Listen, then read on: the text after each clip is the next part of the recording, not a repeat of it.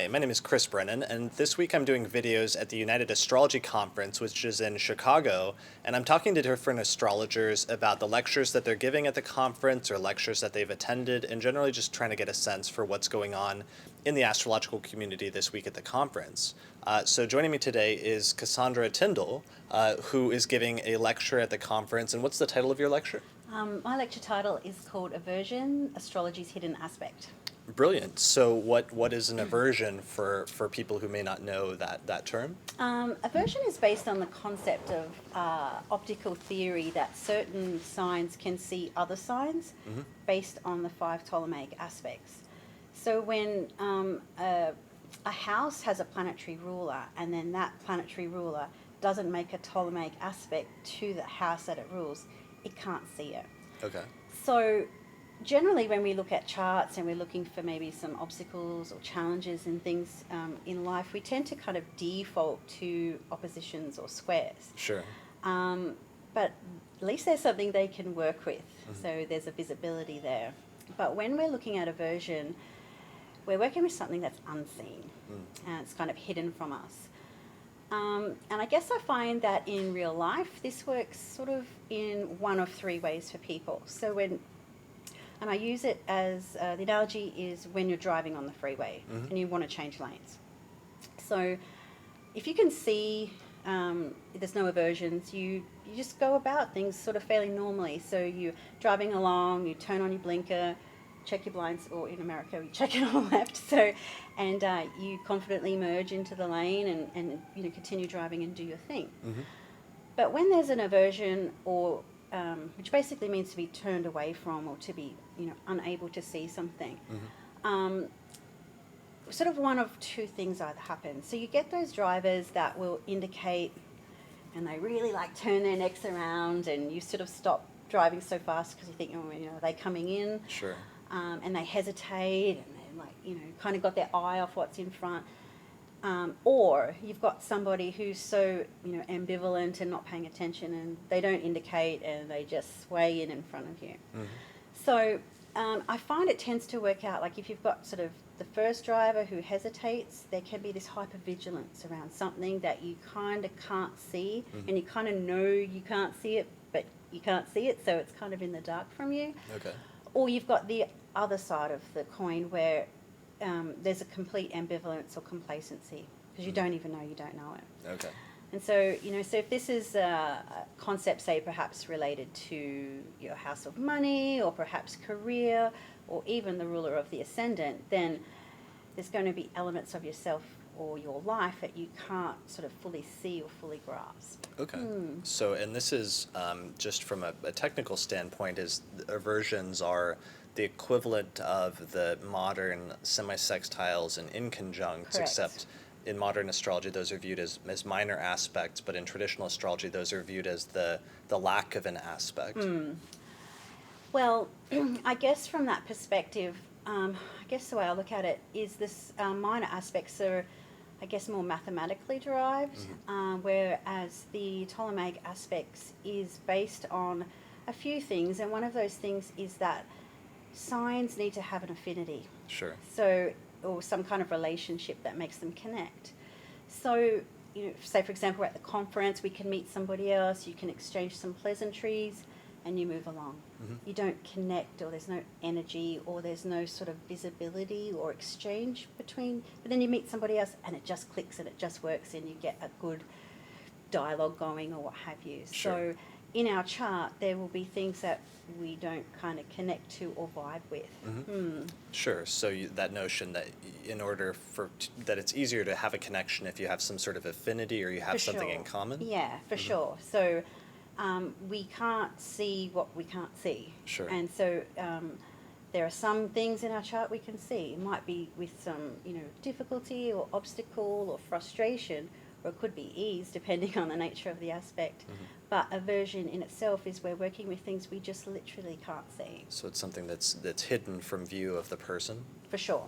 Okay. Yeah. Interesting. Or from the topics that house rules. Sure. Yeah. Okay. So then you apply that to different topics or different parts of the person's chart to see where they have blind spots based on which houses are involved? Exactly. So that can be, I mean, I guess an example that comes to mind is, aversion to the fifth house. And what happened in this instance is that it was when that house actually got lit, I guess, from another timing tool, then for a period of time, that those problems and those issues that she had around the topic of children were seen for a period of time. But it was, I guess, just a way that I've worked with, say, issues with fertility, things like that. So, yeah. Okay, cool. So when are you presenting that lecture?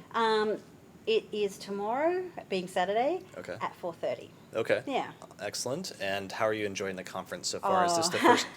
It's amazing. Is this the first time you've been to a United Astrology Conference? Yes, this is my first time overseas.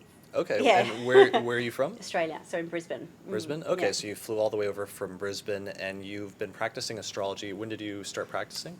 I sort of started practicing in a professional level 2006. Okay. And you were involved, or you've been involved in the past with the Federation of Australian Astrologers, Yeah, right? that's correct. So that was back when I was living in Sydney, and I was on the AA New South Wales and on the FAA National Council. So that was a fair while ago now.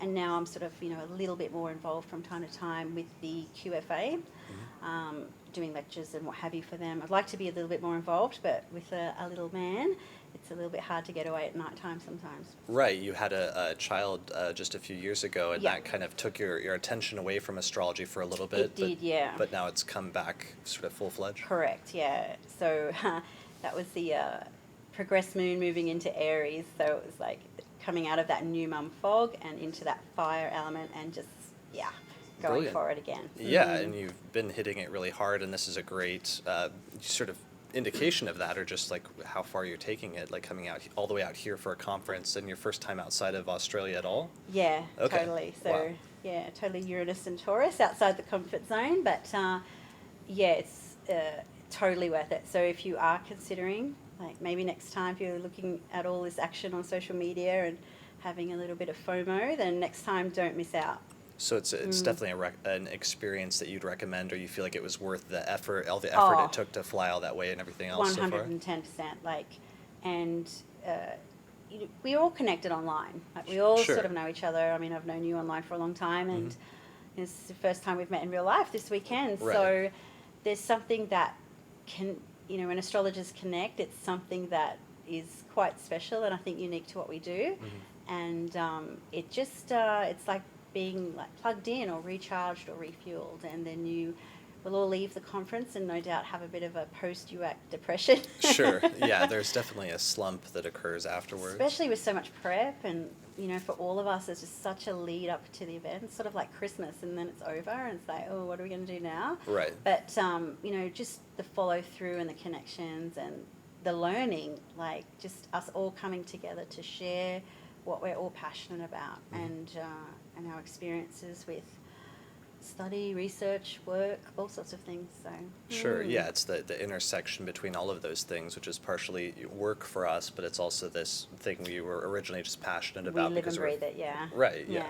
And you also have been friends for a long time with my good buddy Kelly Surtees, right? Yes. Yeah. Yeah, so we met, we were just having a laugh upstairs actually. We're a pre-Saturn return friendship. So so we met back in the very early days, early 2000s back in Sydney, and been friends for a very long time, yeah. So Okay.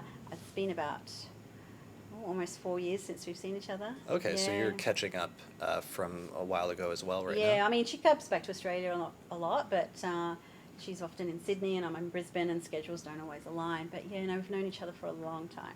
Excellent. Good. Well, I'm trying to think, is there anything else you're looking forward to in terms of the conference or in terms of your work in the future? For sure. Like, I am doing more conferences for sure. Definitely. So now that I've sort of dipped my toe in the overseas waters, I think my next confirmed scheduled conference is India in 2020. Okay.